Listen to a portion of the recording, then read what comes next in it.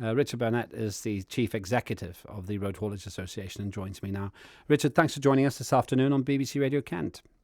It's a pleasure, Lambert. Good to catch up. It's good to hear from you, and you're the right person to explain the answer to the simplest question. Is this still chaos, or do you see a proper plan developing?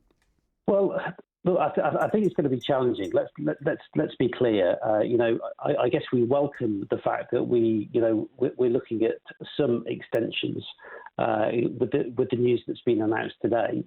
But let's kind of just work through, what does this really mean, in essence? I think COVID-19, nobody expected, this. We lost it. We've lost 3 months, from the initial Brexit transition plan in terms of our ability to work towards it.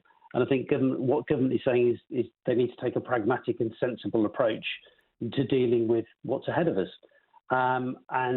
What they're proposing to do is effectively still have controls and measures in place for controlled goods, so things like tobacco, alcohol, controlled drugs, explosives, those sorts of things.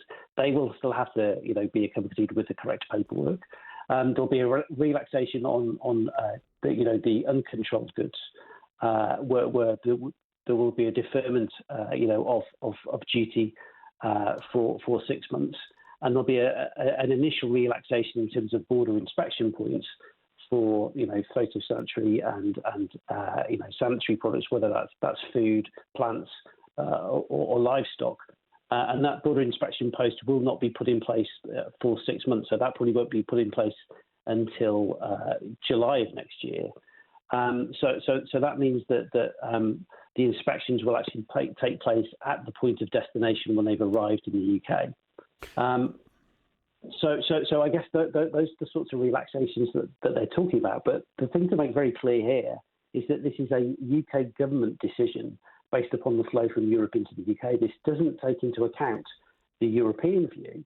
And at the moment, we have to plan for the worst, which is, if we leave or go through transition at the end of the year without an FTA agreement, free trade agreement, then we need to prepare for that. And we need a significant number of customs agents to be able to process the paperwork. We need some 50,000 customs agents by the end of the year. So the challenge there is enormous. Government have also talked about another 50 million to help support that as a grant expansion, but that's nowhere near enough money, to recruit those people. So in effect, though, let's be honest, Richard, we're both adults. If they're saying they're not going to put those border checks in for 6 months, it means the checks don't come in for 6 months. Well, so the actual physical check, the border inspection point, you're right, will not be in place. And what this is doing is it's allowing business to adapt and gear up and recruit the right people, put the right systems in place for a period of time. But we will have a full border by July of next year. That's their intent. That's their plan.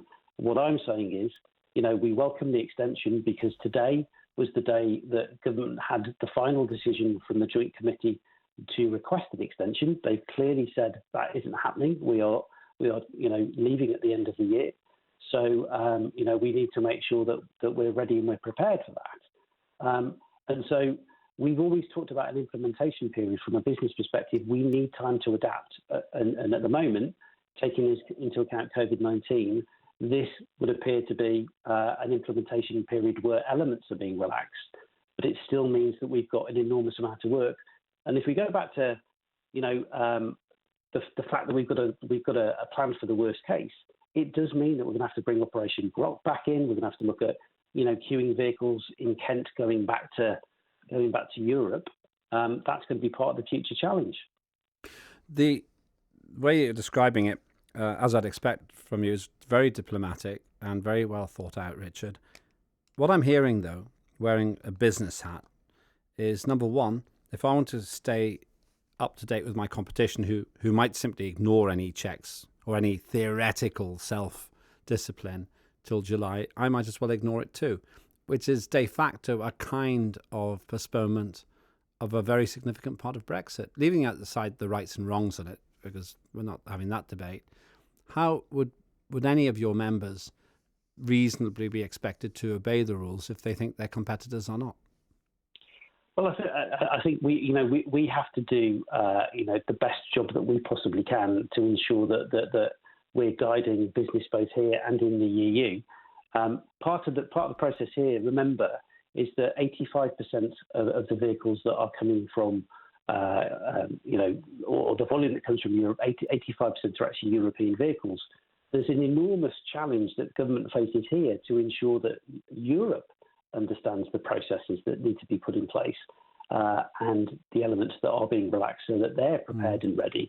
I think the bigger challenge that we have in terms of UK business is preparing ourselves to be able to adapt to the export element of what we're talking here and putting those processes in place in readiness for that change. And that's probably an even bigger challenge, I would suggest. Well, just one other, clearly there's a lot to be resolved there, Richard. One other point of confusion and rage for the airlines is this 14-day quarantine for people coming into the UK. Your sector is exempt, but can you see any problems with this? Look, we've been very clear on this, Lembit. I was on a call with the Home Office and the Home Secretary last Thursday, and everyone on that call, whether it was freight, maritime, or the airlines, was saying this policy makes absolutely no sense. The timing of it, the science behind it makes absolutely no sense.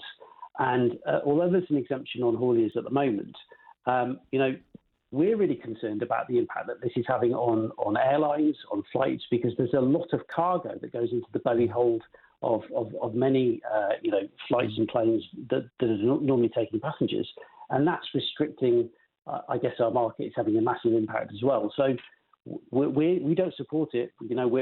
We've been very vocal about it, and we think this needs to be reviewed as soon as possible.